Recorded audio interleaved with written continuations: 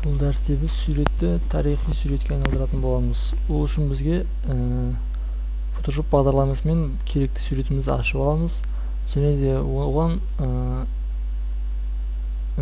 сурет және де размер холста, яғни жақтаулар көлемі деген функцияны ашып, сол жерде пикселмен 50 емес, бізге қазір 10 пикселдік екі жағынан да жақтаулар ақ түспен, екі жағынан да жақтаулар ашып береді. Көріп тұрғаныңыздай бізде шекаралары ақ түспен боялып шықты. Енді бұл суретке біз бұл суретті түсін жоғалтуымыз керек. Яғни түрлі түсті емес, ескіше суретке айналу керек. Ол үшін біз түстер және де қанықтық деген функцияны таңдаймыз. Изображение коррекция және де цветовой тон насыщенность, яғни түстер және қанықтық деген функцияны таңдап, сол жерден суреттің несіне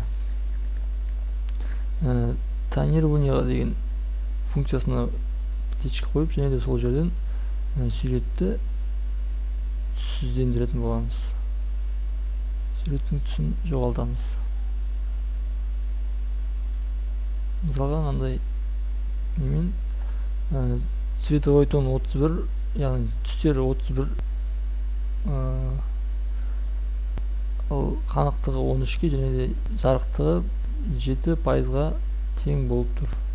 Осындай неге әпкеліп OK батырмасын басамыз, және де суретімізді біз енді жаңа бір құжат ашып, мысалға 1000-800 пиксел қылып, мысалға бір құжат ашамыз да, және де сол құжатқа жаңа құжат дайындаған суретімізді тастайтын боламыз.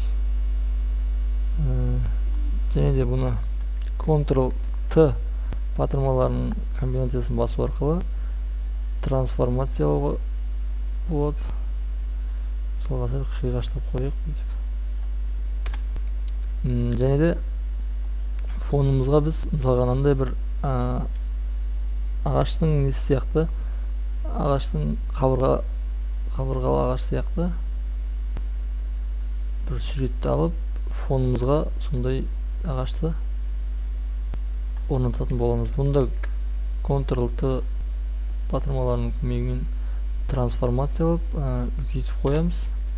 Және де суретімізді енді біз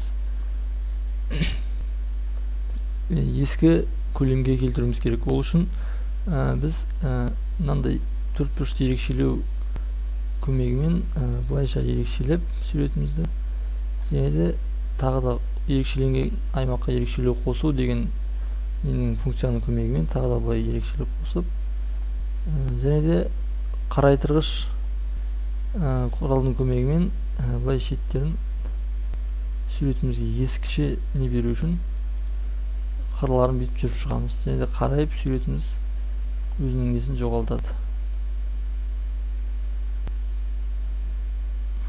Және де ағартыру деген құралдың көмегімен де шеттерін былайша ағартып қоюымызға болады екен. Және де Ctrl-D батырмаларын басқан кезде бізде көріп тұрғанда суреттің бетінде ескіше бір нелер пайда болады. Келесі этапта біз суретке беті сызылып кеткенде эффект беретін боламыз. Мысалға мынандай бір суретті алып, осыны жаңа құжатымызға орналастырамыз. Және де бұны Ctrl-T батырмаларының көмегімен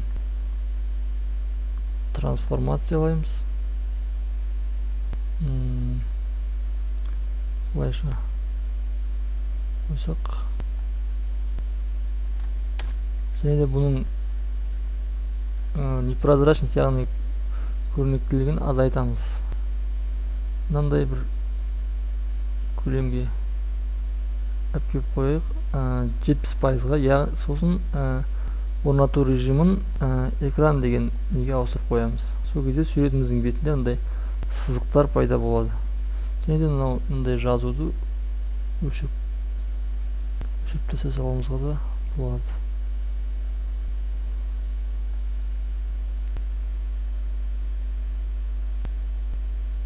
былайша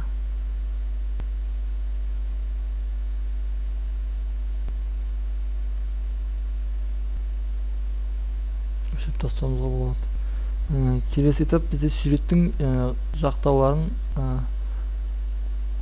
қырқып және де оған жаңағыдай нелер беріп сызу.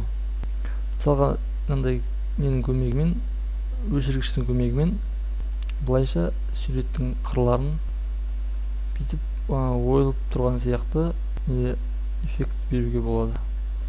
Енді сол сияқты мынандай шеттерін углын бүйтіп кесіліп қалған сияқты эффект беруге болады. Және қалаған неңізде өзгертіре берсеңіз болады. Былайша немесе былай түсіп қалған суреттің қырлары жоқ сияқты етіп осындай нелер беруге болады. Және де жаңа слой, тағы да бір жаңа слой ашып, оны барлық слойлардың жоғарысына қарай шығарып қоямыз. Ең жоғарғы бірінші қатарға шығарып қоямыз. Соған жаңа не беретін боламыз.